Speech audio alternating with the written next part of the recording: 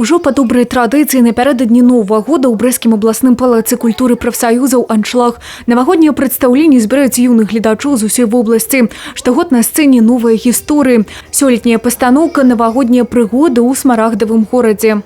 Всего их будет примерно 30 спектаклей, в том числе и спектакли благотворительные, которые мы показали для детей городского общества инвалидов и подарили таким образом им тоже вот эту новогоднюю радость.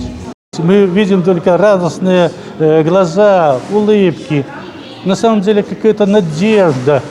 И не только у детей, это и у родителей. У аснове сюжэта пастаноўкі чароўная гісторыя, якая здарылася напярэдадні Новага года з дзяўчынкай Элі і яе верным сябрам Татошкай. Случилась беда, дорогая Велина. Пришла к нам на праздник колдунья Бастинда. И стрелки часов она заколдовала. И нас с Татошкой из дома прогнала.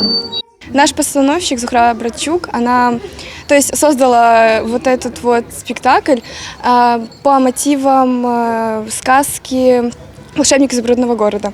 То есть она всегда нас поддерживает, она нам помогает, она с нами советуется, какие костюмы, как бы вы хотели сыграть, какие фишки. Я на сцене с 1 класса, и то есть я вошла в образ, мне очень понравилось. Страшила, жалезны дрывасек, баязлівы леў і іншыя. Незвычайныя персанажы, чароўныя прыгоды і цікавыя падзеі. Усё ў заправаджэнні музыкі і танцаў. Навагоднія прыгоды ў Смарагдавым горадзе прадстаўленне, якое захапляе. Усіх героі імкнуцца пераканаць. Цуды пад Новы год абавязкова выконваюцца. Готовиться начинаем заранее, чуть ли не за 2 месяца. Все нам дают музыку, мы готовимся к этим постановкам.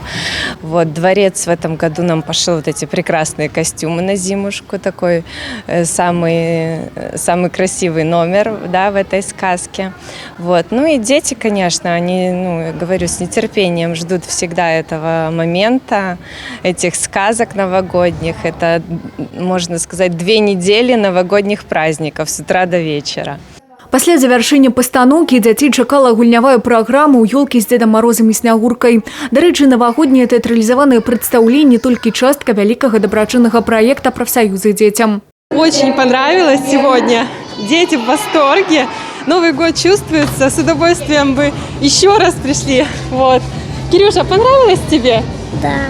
Мы хотим сказать большое спасибо всем, кто организовал такое мероприятие. Понравилось все очень, декорации, герои. Вообще просто под впечатлением. Адправіцца ў навагодняе падарожжа разам з акцёрамі можна будзе яшчэ да пачатку студзеня.